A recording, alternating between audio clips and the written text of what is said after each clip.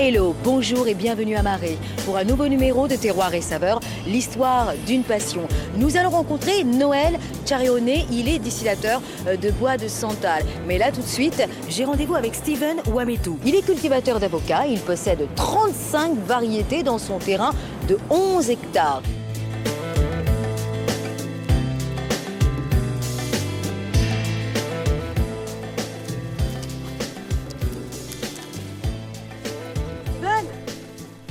Bonjour. Bonjour, comment ça va? Oui, ça va Claudine? Je suis contente de te rencontrer. Et moi de même. Donc, les avocats de Marais. Alors, tout commence par un noyau, c'est ça? Oui, c'est ça.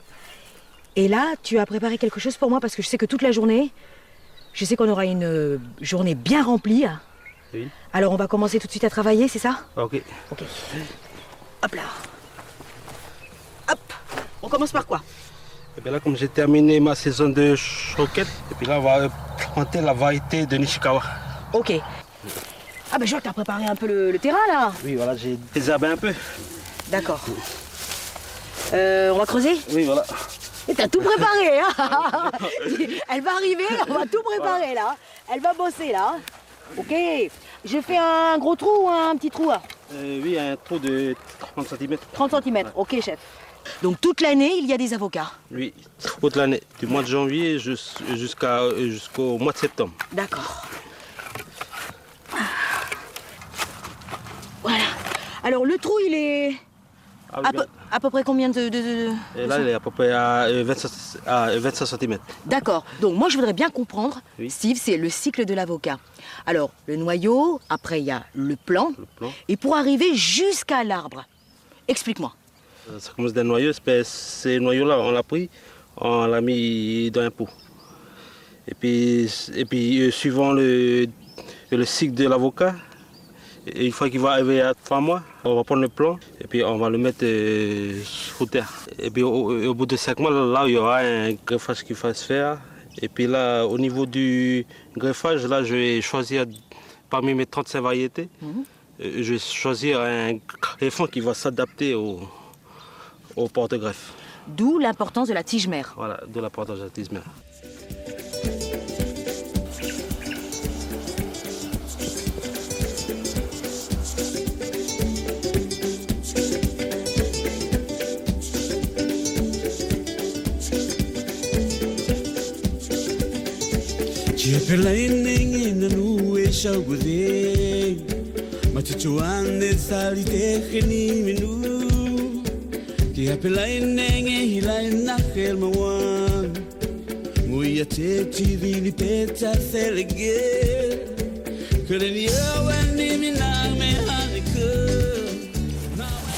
Ah oui. Ah oui, là, c'est un avocatier adulte. Adulte, oui. Il a quel âge à peu près? Là, comme on peut voir sur le feuillage, il a 50 d'âge. Alors, Steve, avant ici, il n'y avait pas que des avocats. Tu pratiquais d'autres cultures. En tout cas, ton père pratiquait d'autres cultures. Là, alors lesquelles? Là, il pratiquait du maïs, de la manioc et surtout des pandignam. D'accord. Et après, donc, il a décidé de faire de l'avocat. Oui, voilà, il a décidé de faire de l'avocat. Mais j'ai remarqué que les avocatiers donc, poussaient avec d'autres arbres. Oui, voilà. Moi, j'ai le gaillac, j'ai le bois de fer qui me sert de brisement. De brisement? Oui. Ah oui, donc un brisement naturel. Oui, voilà, un brisement naturel. Alors, les avocats qui sont par terre, donc c'est un peu gaspillé, non? Parce qu'il y a des branchages, il y a du bois, c'est un peu gaspillé, non? Non. Comme ça sert d'engrais bio pour là. Et puis il va se nourrir de ses propres fruits. D'accord.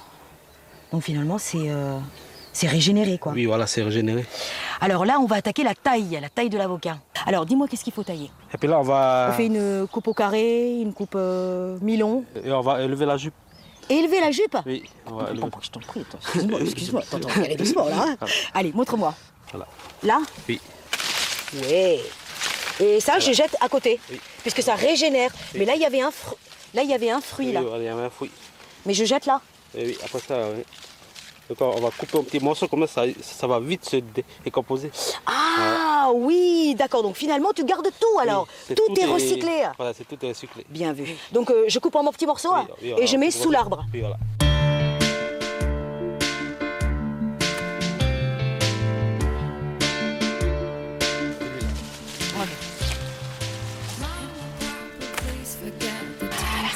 revoir.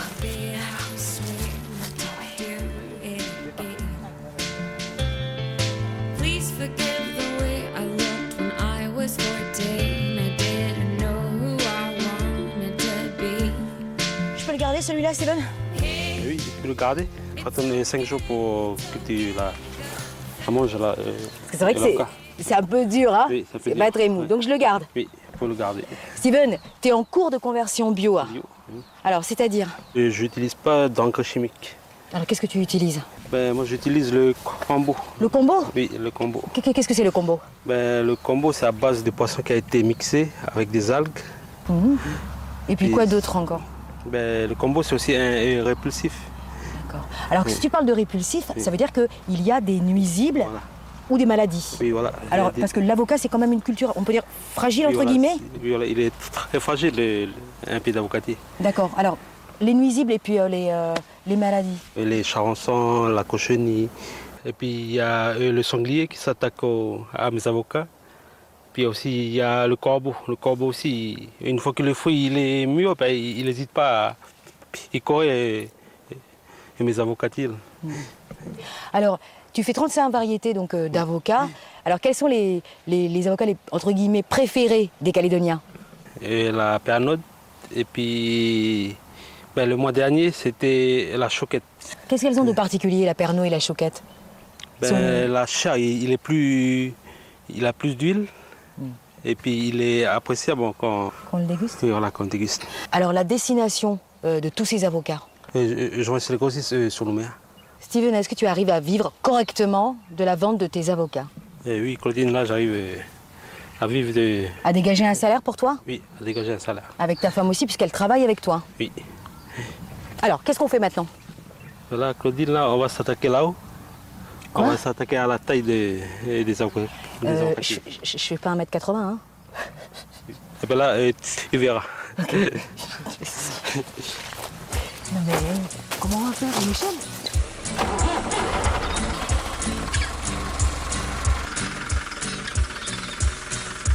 I'm too worried about what you're doing. Are you worried about what I'm doing too? What you doing to me? Why can't you see? I'm too worried about what you're doing. Are you worried about what I'm doing too? And what you doing to me? Wanna be free. And who could blame you? I've made it so complicated. If I just drained you till working. Là, ce qu'on va goûter, c'est la chouquette. Oui, c'est la chouquette. Elle est bien grosse, bien mûre, là. Hein? Oui. Un peu l'effort, le réconfort. Réconfort. Voilà. Voilà, Claudine. Ouais.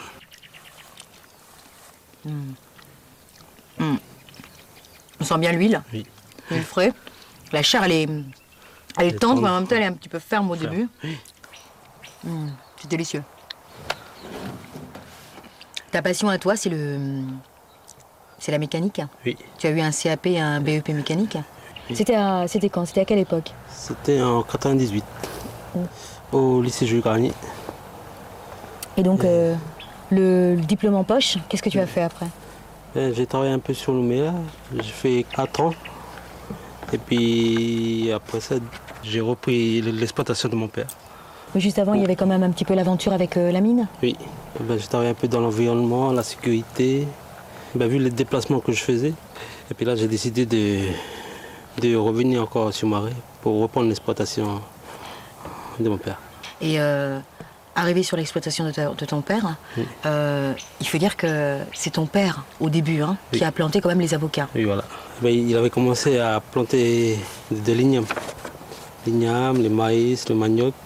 Et puis après, en faisant les champs, c'est là qu'il a eu l'idée de se lancer dans la culture d'avocat. Alors tu as eu une petite formation. Qui t'a donné cette science? Qui t'a donné toute cette formation? Moi, depuis tout petit, mon père, il nous a toujours... il nous a formés à faire la taille de l'avocat, à comment le manipuler, puis à comment le planter. Quand dans ton terrain, il y a quand même pas mal de travail parce que tu travailles avec ta femme. Oui. 11 hectares, c'est grand quand même, non? Oui, c'était trop. Mais à deux, vous y arrivez? Parce qu'il y a quand même 35 variétés quand même. Oui. Hein. Comment ça se passe tout au long de l'année? Comme on a planté une variété qui est tardive et qui est précoce. Quand on arrive au mois de janvier, là, il y a une variété qui se met déjà À produire. Oui, à produire. Et puis après, ce qui prend la suite, c'est... Une deuxième variété est enclenchée déjà. Voilà.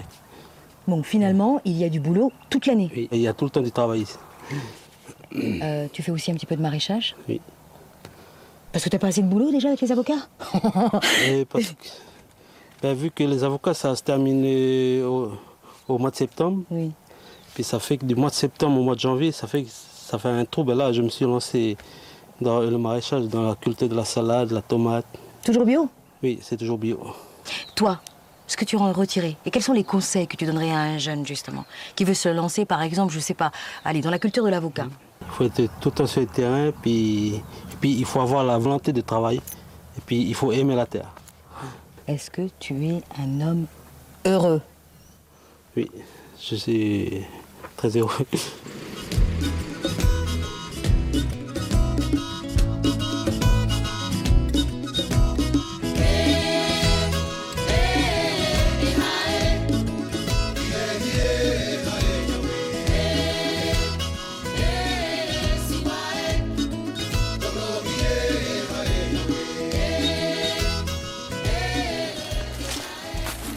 L'exploitation du santal, un bois précieux et très recherché, a débuté en 1841 à l'île des Pins, Yaté, à Maré. Ici, aujourd'hui, dans cette île, il y a 2 distilleries. J'ai rendez-vous avec Noël Charouiné. Il est distillateur au sein de la coopérative Kupchwada, qui se trouve à Penelo, au sud de l'île.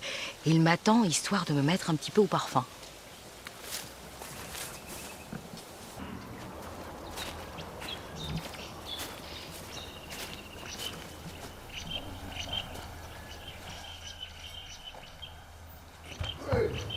Hey, bonjour. Bonjour. Bonjour Noël, comment ça va? Bonjour, Rodine. Ça va bien? Ça va? On est devant ta distillerie. Oui, Et là, les coupeurs viennent je viens de amener livrer du le bois. bois. Mais le bois, il Voilà. est super propre. Mais c'est bien nettoyé, quoi. Ils amènent le cœur seulement. Pourquoi il faut prendre que le cœur et les racines?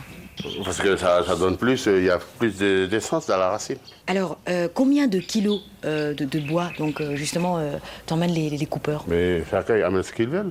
Si Donc plus ou moins, par jour à peu près. par jour peut-être 300 kilos. Même plus. Ta distillerie, elle a une histoire. La date de création, alors? C'est quand même 1993. Alors, c'est qui a eu l'idée de créer cette distillerie? C'est une coopérative, c'est l'idée des chefferies de Marais. Pourquoi elle voulait vraiment une distillerie? Parce qu'il y a pas de... Avant, il n'y a pas d'outils de développement. C'est pour ça qu'ils ont parlé d'une usine de santal, distillerie. Et qui a donc créé la fameuse marmite? C'est Michel Point. Il est resté longtemps en Grande-Terre, puis après il est venu pour tourner ce projet-là. Il avait les plans sur le papier? Non, le plan c'est avec lui.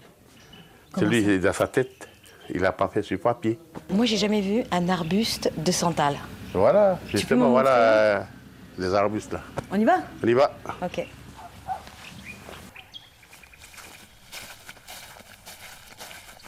Là, on est devant un arbuste de santal. Oui. Mais dis-moi, il a l'air un peu malade là, non? Oui, oui, il y a les champignons. C'est une maladie, quoi. D'accord. Donc, grosso modo, si cet arbre il est tout seul, ben il dépérit. Il faut qu'il pousse dans la brousse, Dans la forêt? dans la forêt. Voilà, ça pousse moins vite parce qu'il est tout seul. Parce qu'il doit être À côté avec d'un autre arbre. un contact avec quelqu'un? Voilà, ouais. Avec quoi? Avec un autre arbre? Un autre arbre à côté. Pourquoi? C'est parce qu'il se nourrit à cause de la racine de l'autre arbre. Ah, parce qu'il pompe la sève de l'autre Voilà, arbre voilà, ça. pour grandir. Pour grandir. Mais est-ce qu'il tue l'autre arbre? Non, Ah d'accord, donc il vit en symbiose. Fabio. Ah d'accord. Alors, c'est comme l'arbre derrière alors. Ouais, à côté. Noël, quel âge il a cet arbuste de C'est santal? une quinzaine d'années. Est-ce que le santal, on peut le récolter donc toute l'année? Oui, mais il faut que l'agent forestier il va faire du martelage. C'est l'agent forestier qui autorise la coupe. Il autorise la coupe, mais à partir de quelle information? C'est pour la circonférence, pour mes yeux, la circonférence du bois. À la circonférence et l'âge alors? C'est 50 cm de circonférence. J'aimerais voir un arbre adulte. Voilà, l'autre côté là-bas. On va aller. On y va?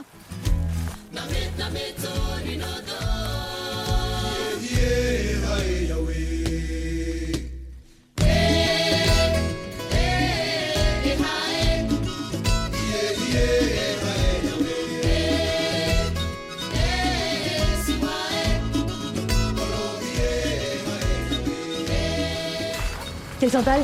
Et voilà le santal.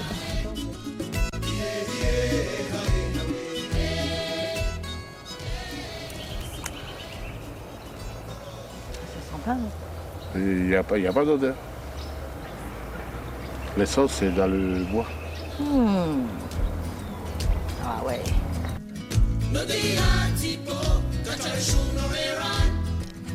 Noël, quelle est la durée de vie d'un arbre? C'est 50 d'années. Donc il faut vraiment préserver alors. Oui, il faut préserver. C'est un C'est bois. pour ça qu'on a préparé une pépinière. Parce que dans la libération de la province, La province des îles? la province des îles, c'est dit sur la délibération, tu coupes un pied pour planter 3. Pour ça, tu as toujours du bois de santal.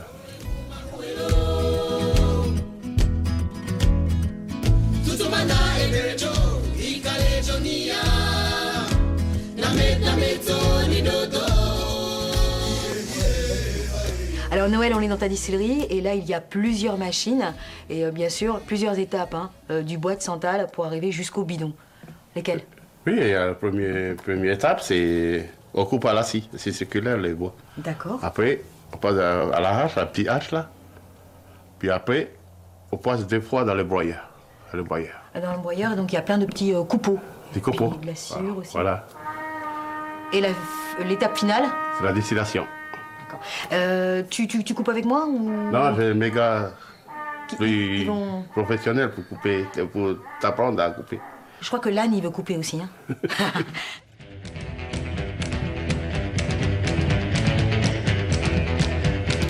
Je suis prête. Ouh!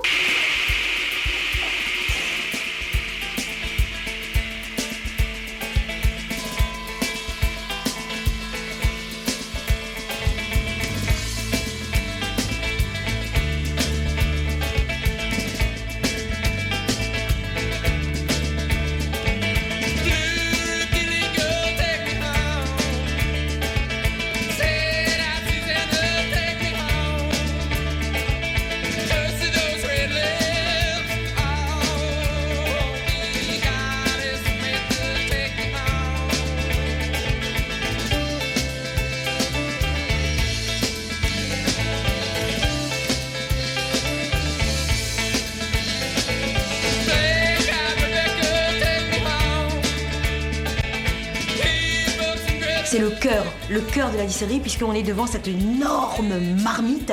Il y a à peu près combien de kilos de copeaux de bois de santal à l'intérieur, Noël? 350 kilos de copeaux, Pour donner? 10 kilos d'huile essentielle. Et la destination de cette huile? C'est en métropole, à Grasse, sur la Côte d'Azur. Et puis le reste, tu sais, la sciure, les petits bouts de bois, tout ça, tu les jettes, Non, ça va en Espagne, on envoie en Espagne.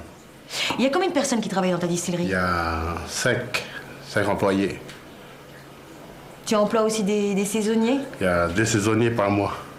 Moi, je change toujours. Alors, combien de bidons d'huile essentielle de santal tu en produis par an? Juste approximatif. Juste 500 kilos. 500 kilos? Alors c'est une chaudière qui marche avec du bois, donc c'est bois. artisanal. Artisanal. Et là on va mettre du bois, on va mettre un peu le feu pour que ça commence à chauffer. Mais là, c'est prêt déjà, on va aller allumer. D'accord, ok. Allez. Voilà, on va allumer. Ah, c'est parti.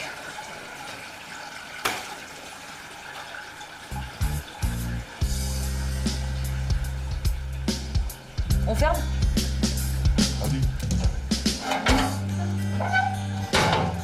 C'est parti pour 40 heures.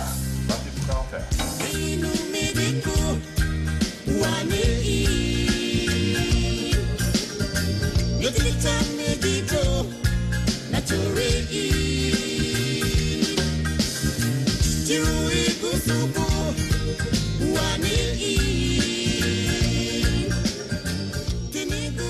Noël, on est ici, on va dire une petite réserve, là où tu as tout le bois qui a été nettoyé par les coupeurs, donc bois de santal.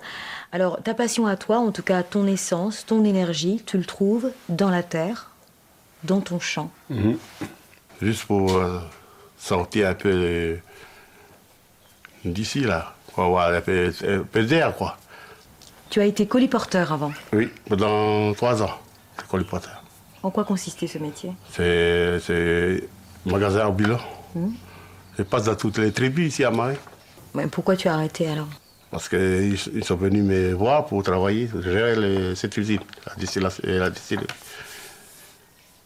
C'est qui t'a proposé de... C'est l'agent forestier, c'est mon oncle. Mais tu es d'accord avec moi, Noël, il faut quand même avoir une petite formation quand même pour travailler ici. Mais je suis formé avec le vieux, là, Michel Prouin. Et qu'est-ce qui t'a appris? Il m'a appris à la distillation, il m'a appris comment faire les factures, amener à Nouméa pour faire envoyer au transitaire pour amener en France. Parce qu'il m'a montré que voilà, les sociétés qui font des transits. Et après, c'est bon. Il m'a tout montré, puis ça y est, ça passe bien, puis c'est bon. Qu'est-ce qui est le plus dur ici, dans l'usine? Le plus dur, c'est envoyer les conteneurs. L'essence, c'est bon. L'essentiel, les bidons, c'est facile, mais les drèches, là, les sacs, pour mettre dans le conteneur, pour amener à Nouméa, puis après décharger l'autre conteneur, pour remettre sur l'autre conteneur pour partir en Espagne. Et là, c'est plus dur. Hein. Pourquoi? C'est nous-mêmes qui déchargeons là-bas, Nouméa, on monte à Nouméa. Ah, d'accord. On n'a pas d'autres gens là-bas, des employés là-bas. On paye les billets d'avion, puis on monte à Nouméa pour vider l'autre conteneur pour mettre sur l'autre conteneur. Donc, du début jusqu'à la fin, tu gères toute la chaîne du Santal. Tout. Jusqu'au bateau. Jusqu'au bateau. Alors, qu'est-ce que ce serait tes souhaits? Mon souhait, c'est de faire réparer la marmite. Là. Elle commence à se faire vieille un peu? C'est vieille, depuis 1991. Mais on n'a pas le temps de... On a trop de boulot à faire dessus. Est-ce que tu es fier de savoir justement que les plus grands parfums au monde, en tout cas les nés, les parfumeurs, utilisent quelques gouttes de Santal, 100% local, 100% calédonien? Est-ce que tu es fier? Oui, on est fier, on est très fier, quoi. C'est un grand plaisir que les produits à nous, ça va loin des territoires, quoi. Donc finalement... Ça représente un peu chez nous, la Calédonie, quoi. Mais tout ça, là, les avions, les bateaux, tout ça, ça donne pas envie de voyager? Ah non, on ne peut pas se permettre, parce qu'il y a du boulot ici à l'usine. C'est l'huile essentielle qui voyage, quoi.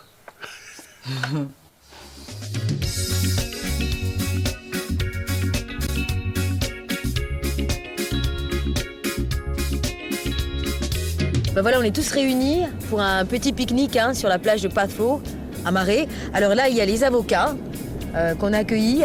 Et puis, on a ramené un petit peu de bois pour garder le parfum, saveur de l'île au parfum, Marais. On va goûter? Et... Hein? Parce que ça donne envie quand même, là.